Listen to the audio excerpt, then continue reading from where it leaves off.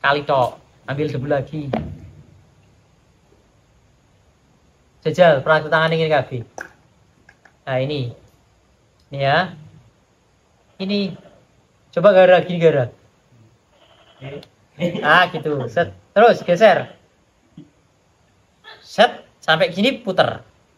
Jempolnya nanti. Jempol khusus jempol ini. Set. Set. Set.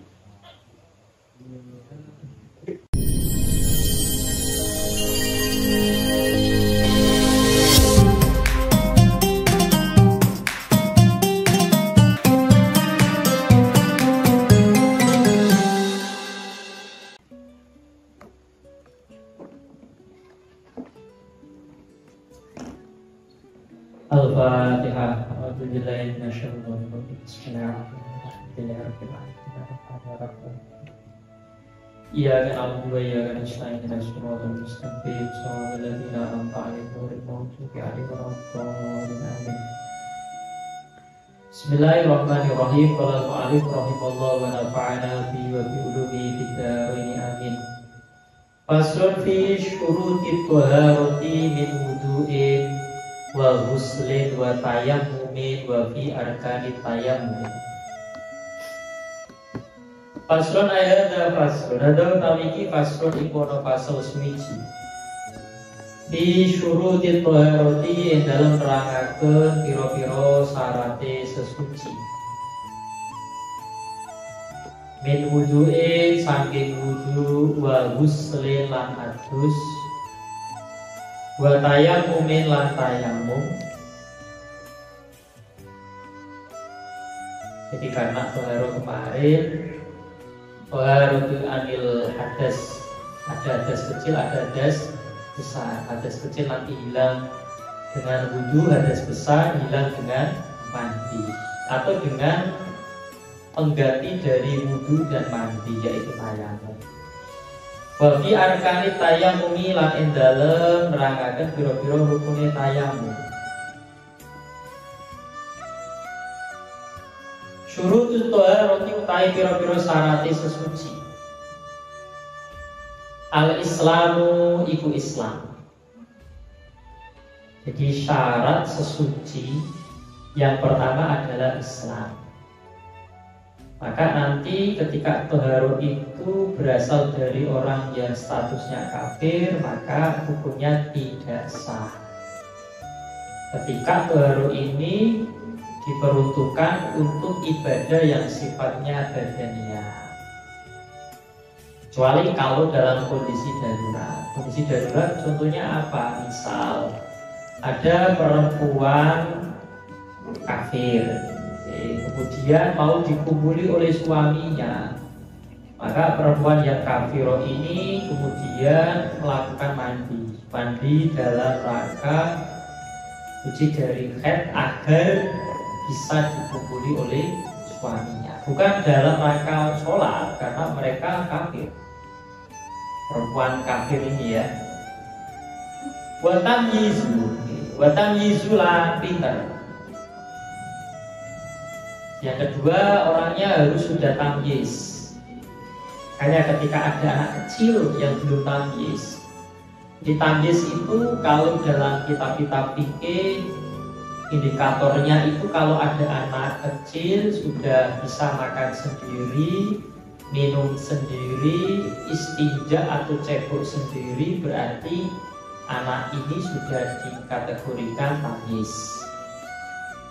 Ada yang mengatakan bahwa indikatornya itu kalau ada anak kecil diajak ngobrol kok udah nyambung, udah bisa jawab, udah bisa merespon, artinya udah paham, wis mudeng, nah itu sudah termasuk kategori tamyiz.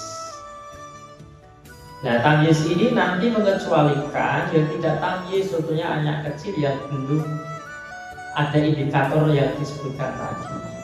Atau misal orang gila ini kan dia tidak tamyiz. Ya orang gila itu dianggap dia tidak tamyiz. Nah orang anak kecil, orang gila ini bukanlah laisa ala lil ibadah. Mereka itu tidak dikategorikan orang yang cakap atau orang yang ahli beribadah. Ahli beribadah itu maksudnya kalau melakukan ibadah dihukum misa. Nah, terkait anak tamyiz, biasanya itu meskipun umumnya itu banyak ulama yang mengatakan 7 tahun, tapi 7 tahun ini tidak menjadikan syarat. Makanya ketika ada perintah hadis dari Nabi, ada perintah, ada hadis yang isinya itu perintah untuk orang tua agar menyuruh anaknya mengerjakan sholat sejak usia 7 tahun. Jadi 7 tahun itu dikon latihan sholat, karena memang ya rata-rata kebanyakan tamyiznya itu pas usia 7 tahun. Tapi ini nggak menjadi syarat 7 tahun itu. Andai kan kok ada yang 7 tahun kurang tapi sudah dianggap tamyiz karena ada indikator tadi, ya sudah, itu sudah dianggap tamyiz. Wa adabul mani'i lan ora-orane perkara kang nyegah min usulil ma'i saking tungkone banyu, saking tutuke banyu, ilal masuli maring anggota kang dibasuh.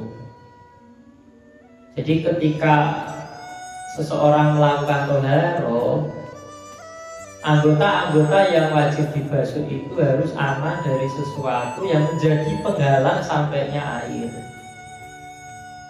Contohnya apa? Contohnya ketika di anggota badan, anggota wudhu, misal orang toharo wudhu, di anggota wudhunya ada, misal ada lilinnya atau ada cat, atau kalau di sini disebutkan ada napa niku kahanane hiena, ngerti hiena ora? Ina itu sih dia. Nah, itu masih ada airnya, bukan bekasnya. Pacar, ngerti ya pacar ya. Jadi biasanya kok kan nggo pacar. Pacar itu kan biasanya kalau dulu itu ada tanaman yang biasa digunakan untuk pacar. Tanaman terus dibebek itu. Lah, yang masih wujud airnya, ada bebekannya, itu bisa menjadi penghalang.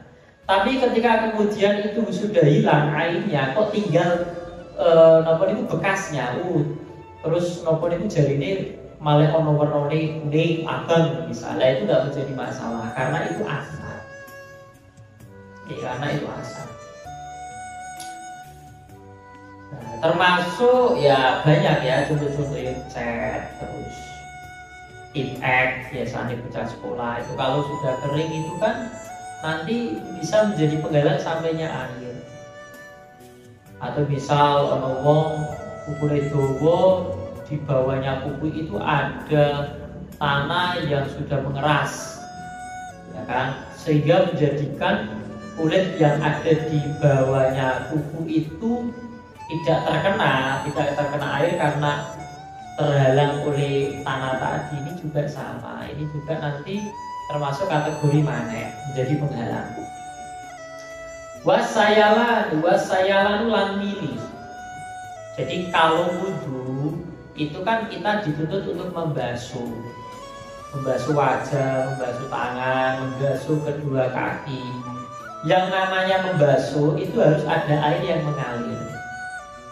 Jadi misal kok tangannya ditelesi, setelah itu ditempel-tempelin yang wajah, itu nggak bisa. Jadi disebut ghusl yang membasuh itu kalau ada airnya itu yang mengalir. Ya, ada air mengalir. Ada jaryanul ma'i alal udhi. Jadi air itu berjalan di anggota yang dibasuh.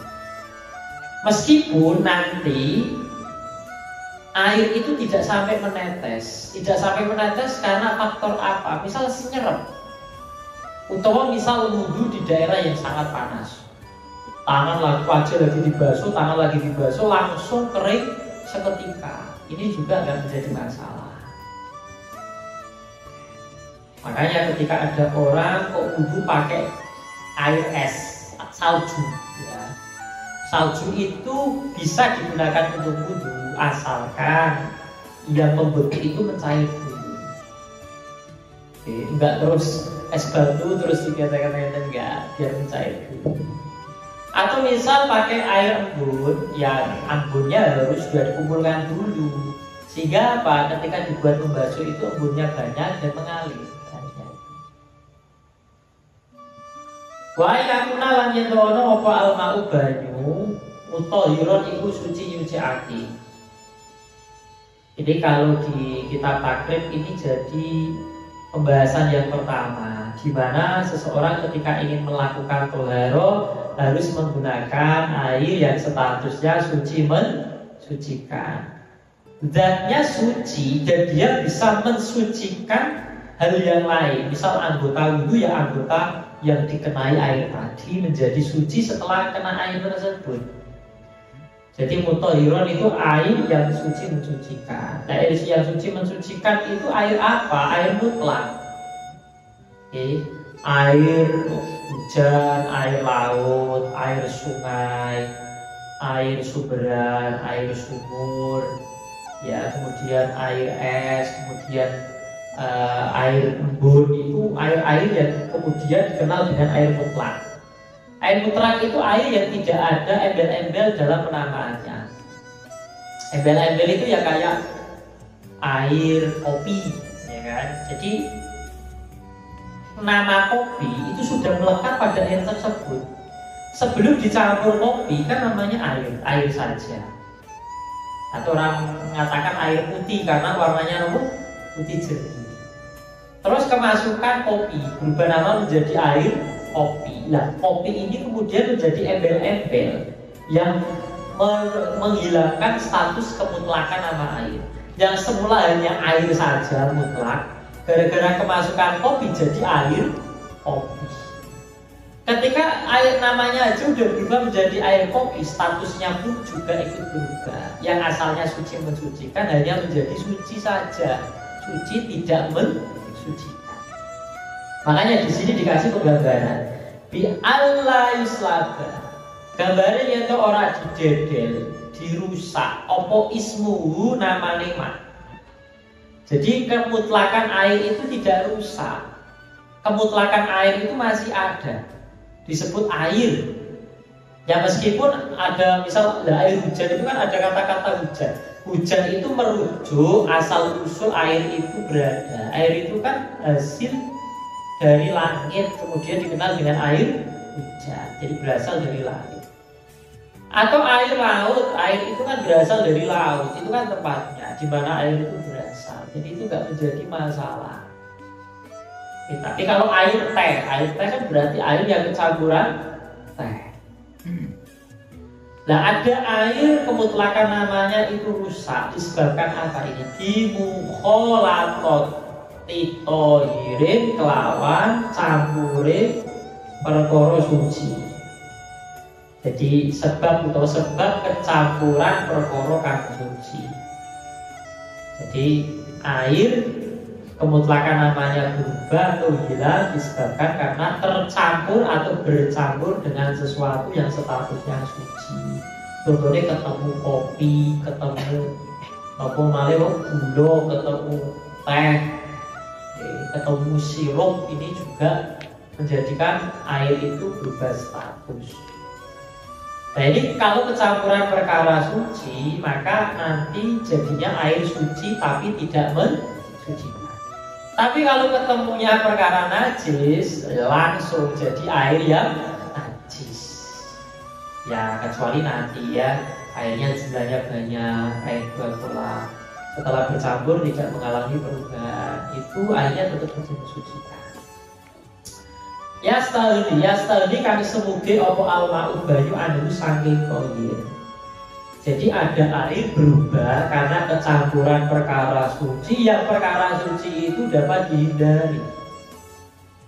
Nah memang ada perkara suci yang berubah air tapi tidak bisa dihindari, ada. Contohnya apa? Air mengalami perubahan karena misal kecampur lumut. Air neng kolamnya nggak pernah dibersihkan karena lumut itu biasanya tumbuh di tempat yang lembab. Akhirnya kolam tersebut banyak lumutnya. Setelah banyak lumutnya, ternyata airnya ikut berubah warnanya berubah menjadi hijau. Rasanya tuh kayak rasa-rasa lumut. Nah kalau kayak demikian, apakah air itu statusnya berubah? Tidak. Loh, kok bisa nggak berubah? Karena air tersebut berubah disebabkan perkara suci yang tidak bisa dihindari. Atau misal kalian di rumah ada kolam, sampingnya ada pohon, kemudian daun di pohon itu rontok berguguran masuk ke dalam kolam. Rontok dengan sendirinya. Ini kan susah dihindari. Nah kalau demikian, ketika air itu berubah karena banyaknya daun yang jatuh masuk ke dalamnya misal, itu tetap airnya dihukumi suci mensucikan. Beda kasusnya kalau misal kalian punya kolam, terus kalian mengumpulkan daun sengaja dikumpulkan, terus sengaja dimasukkan ke dalam kolam. Kolamnya berubah warna. Nah kalau seperti ini ya kolamnya juga hukumnya berubah. Loh kan sama-sama kecampuran haus. Tapi karena yang satu itu susah dihindari, yang kedua kalian sengaja memasukkan daun itu ke dalam kolam tadi. Ini yang kemudian menjadikan hukum air itu berubah, atau hukum air di dua kasus ini berbeda. Yang jatuh dengan sendirinya tetap suci mensucikan, yang sengaja dimasukkan daun statusnya suci tapi tidak mensucikan. Ya contohnya banyak lah, kayak misal air di dalam gentong. Gentongnya itu lama air di situ, diam sampai 1 tahun. Waduh, bayu ini mampu lemah. Wong gentong itu terbuat dari tanah. Gimana ini airnya udah mengalami perubahan? Gak apa-apa. Ya ini apa namanya, air suci yang kecampuran perkara yang statusnya mukholid. Nah, ada sesuatu yang mencampur tapi tidak termasuk kategori mukholid. Jadi gini, ada yang namanya sesuatu termasuk kategori mujawir. Mujawir bukan mujair loh ya. Mujair iwak apa? Mujawir. Mujawir itu perkara yang ketika campur dengan air itu tidak sampai larut. Mau nanggani mujawir itu maknanya nanggani. Jadi kayak tetangga gak campur. Misal ya, ada air, terus kemasukan kayu. Kayu itu ketika masuk ke dalam air, kayunya larut gak? Tidak. Kalau tidak larut, maka kayu ini tidak dinamakan mukholid tapi mujawir. Karena hanya napa niku nanggani toh. Lah bedanya mukholid sama mujawir apa? Kalau mukholid itu ketika bercampur sudah tidak bisa dipisahkan lagi. Kita susah memisahkannya. Coba ada air kalian isi dengan apa? Kopi. Campur enggak? Campur. Terus kalian disuruh misah lagi. Coba pisahkan kayak semula. Air sama apa? Kopi. Kopinya jadi kopi kembali, kemudian airnya putih kembali, kan susah. Makanya kopi ini atau sesuatu yang larut bercampur dengan air itu kemudian dikategorikan mukholid. Kalau yang tidak sampai larut namanya mujawir. Kayak kayu, batu, itu mujawir. Atau misal banyu nebak cemplongi HP ini ya ini jadi mujawir karena nggak larut ke dalamnya. Jadi ada bedanya ya. Perkara yang mencampuri air itu termasuk kategori mukholid atau mujawir. Kalau mujawir nggak masalah, nggak berubah status air yang suci mensucikan, berubah itu enggak. Tapi kalau mukholid berubah dari suci mensucikan hanya menjadi suci tidak mensucikan. Wa alla yataghayyara lan yen ora berubah apa mak binajisin sebab najis.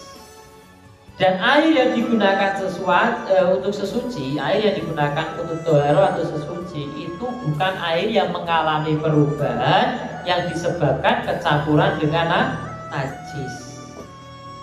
Kalau kecampuran dengan najis berubah meskipun airnya banyak, maka air tersebut menjadi najis. Ini kan redaksinya kan air berubah disebabkan najis.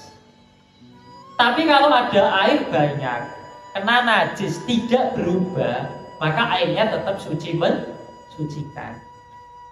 Ya, jadi ada bedanya nanti antara air sedikit sama air banyak.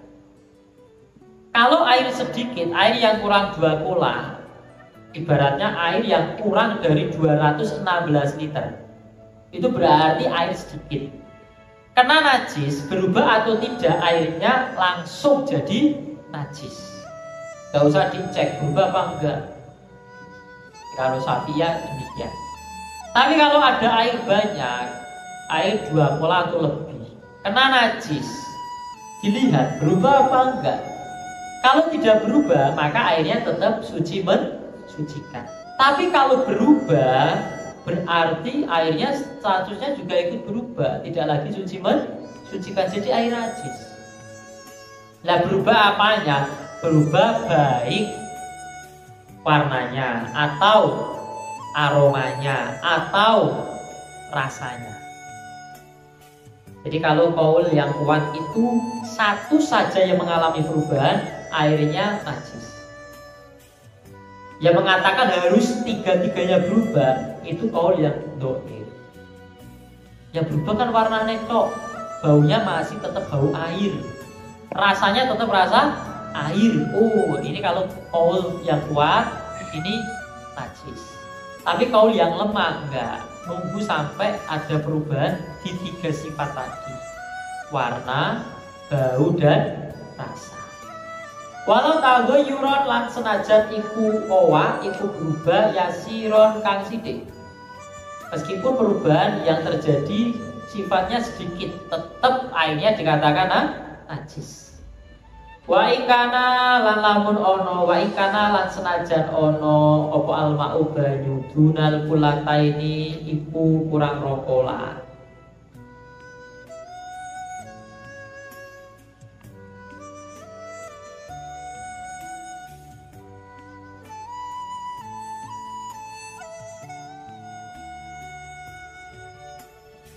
Zida kang ditambahi opo mak. Oh ngeten ya Allah Gusti, ngeten. Zid ngeten. Wa ikana lan lamun ono apa banyu apa almau banyu.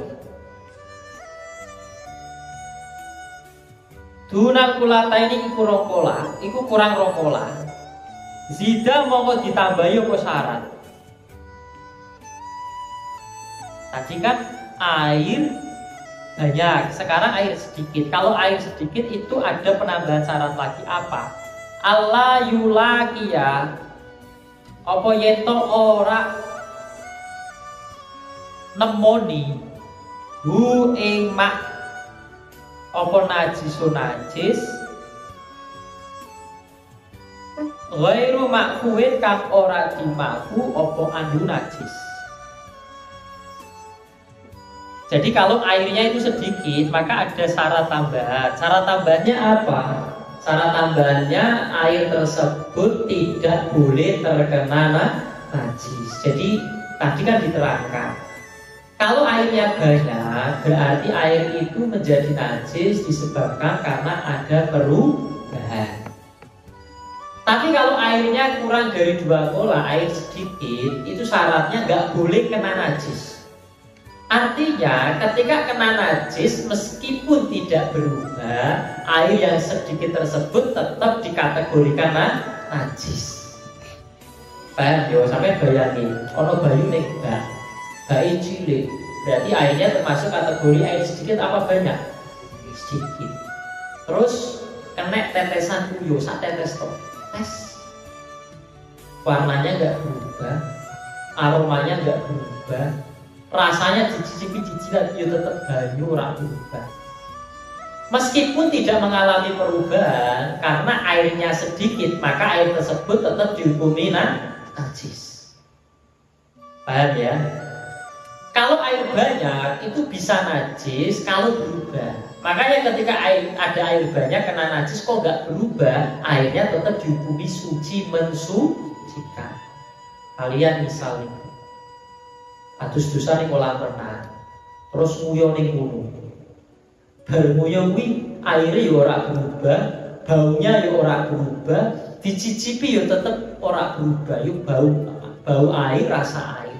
Berarti airnya tetap dihukumi sucikan. Paham ya? Jadi nek sedikit tidak usah menunggu berubah atau tidak, sudah najis. Tapi kalau banyak, dicek ditunggu dulu berubah enggak. Kalau berubah ya najis, kalau enggak berubah berarti tidak najis. Walastumila, ini ada syarat lagi. Walastumila lan ora digunakake opo mak firoh il hadasi yang dalam hilangake hadas. Berarti air yang digunakan sesuci tidak boleh berupa air mustakmal. Au izalati najisin atau menghilangkan najis. Karena air kalau sudah digunakan menghilangkan hadas atau najis, air tersebut sudah termasuk kategori mustakmal. Kalau sudah termasuk kategori mustakmal, berarti air tersebut sudah tidak bisa digunakan untuk toharo. Oke, sudah tidak bisa digunakan untuk toharo. Kayak kalian wudu itu ketika basuh wajah. Biasanya kalau basuh wajah berapa kali? 3. Air basuhan yang pertama, air sisa basuhan wajah yang pertama, itu berarti air yang menghilangkan hadas yang ada di wajah. Berarti air basuhan yang pertama yang digunakan untuk menghilangkan hadas wajah tadi, hukumnya jadi mustakmal. Tapi kalau basuhan kedua, ketiga enggak. Jadi kalian wudu basuh wajah pertama dulu, airnya tetesannya jadi air mustakmal. Ngambil air lagi terus dibasuhkan wajah. Itu air yang menetes setelah basuhan kedua itu enggak mustakmal. Sehingga ketika kalian basuh wajah yang kedua, kok kalian tadainya itu? Baru ngono digo basuhan yang ketiga itu dulu. Ya, karena yang menjadikan mustakmal itu basuhan yang pertama. Kedua sama ketiga enggak mustakmal.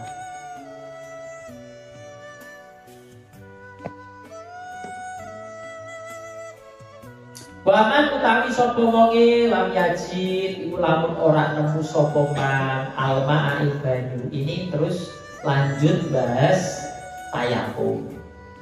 Orang pengen toharo tapi tidak menemukan air. Awakana utawa ono sapa man ya guru iku melarat. Melarat itu maksud apa madorot. Ya dulu iku melarati hu ing man opo alma banyu. Alkana utawa ono iku ya dulu melarati hu ing man opo alma banyu.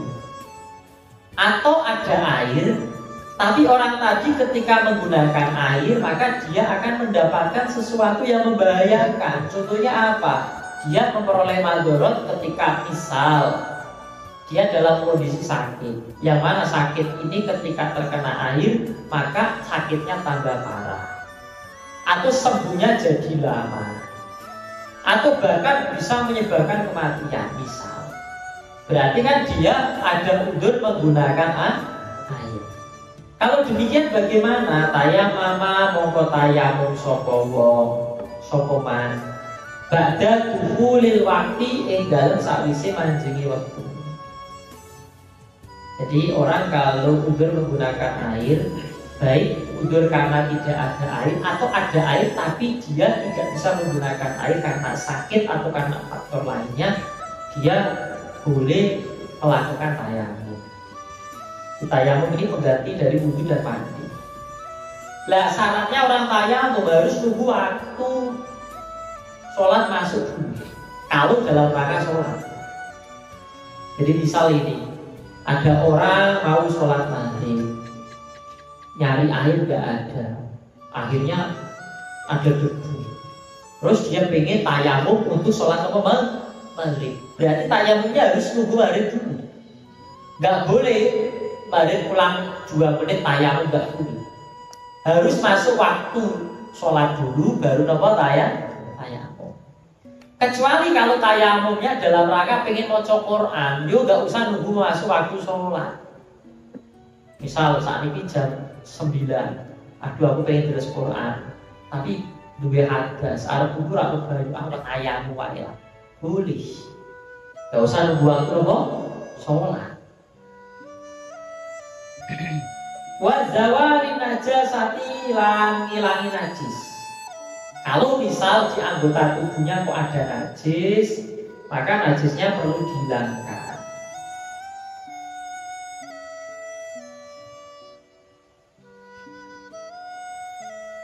Jadi saat durunge tayamum kuwi najis yang ada di tubuhnya harus dihilangkan dulu.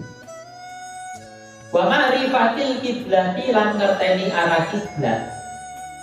Ini juga kalau tayamum dalam rangka mau sholat, tunggu masuk waktu sholat dulu, terus harus ngerti dulu kiblatnya di mana. Jadi jangan tayamum dulu setelah itu baru istihad nyari arah kiblat. Enggak, dicari arah kiblat dulu baru kemudian tayamum. Biturobin, nah tayamum biturobin kelawan lebu kholisin kang murni. Artinya tidak campur wedi, campur apa niku gamping misal.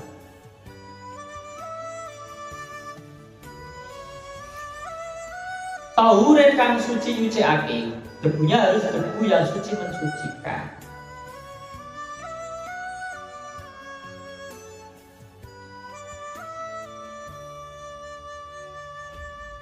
Lalu kang iku tetap kedua turap gubar utawi bleduk. Bleduk itu ngeten lho, sampai tangannya ditempel ke debu. Biasa kan terus diketapi ngeten nggih. Terus isih ono bekasi sisa. Utawa tangannya sampai tempel ke lebu, terus ditempel ke wajah itu kan ada bleduk itu. Ya. Ada yang nempel di wajah itu namanya gubar. Bil wajhi dalam wajah. Lah ini ya. Yang pertama yang diusap adalah wajah. Waliyadaini lan tangan luru.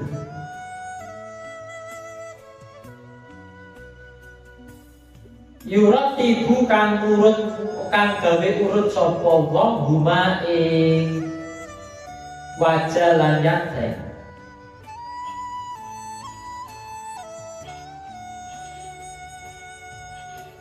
Bidor bata ini kelawan rong pukulan. Artinya ngambil debu dua wajah satu. Setelah itu ngambil debu lagi kanggo tangan. Biniyat istiba hati fardhi sholati kelawan niat amre wenange ngelakoni sholat fardu. Utawa ngelakoni fardune sholat. Jadi niatnya itu listiba hati sholati dan oleh nopo melakoni sholat. Ma'an nakli yang dalam sertane mindah niatnya itu pas mindah debu maring wajah.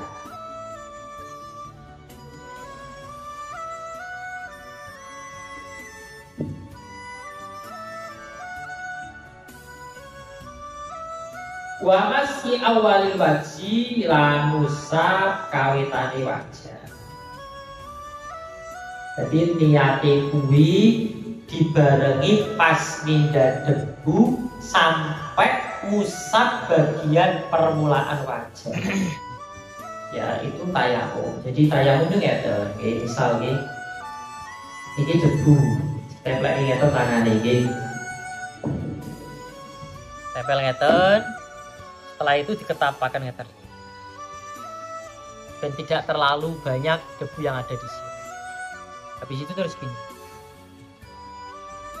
Sekali ngusap wajahnya sekali saja, tidak ada kesunahan taslis. Itu terus telu wajah ya sekali. Setelah itu ngambil lagi tangan ngeten. Yang bagian sini ya, kecuali jempol lo ya, ini diusap oleh sini. Ntar bagian sini sama ini, ngeten. Jempolnya terakhir nanti. Sampai siku diputer. Set. Jempol tadi kan belum ya? Set. Yang kedua. Jempol nanti, jempol ketemu jempol. Set.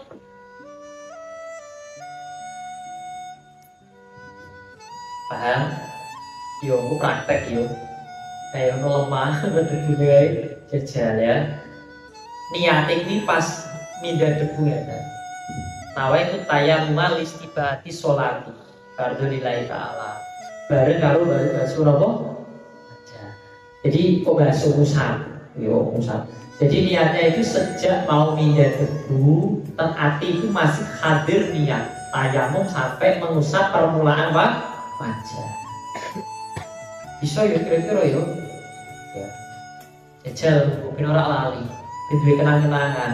Aku baru ngaji terus praktek tayammum nganggo itu debu sing ngarep masjid. Ya, kita niat sambil mindah debu. Setelah itu gini. Sekali tok, ambil debu lagi. Jajal, praktek tangan ini kabeh. Nah ini ya, ini coba gara gini gara. Gitu, set, terus geser, set sampai gini puter. Jempolnya nanti, jempol khusus jempol ini, set, set, set. Paham? Jajal dari itu praktek ya, faslun wallahu alam. Praktek ya kayak.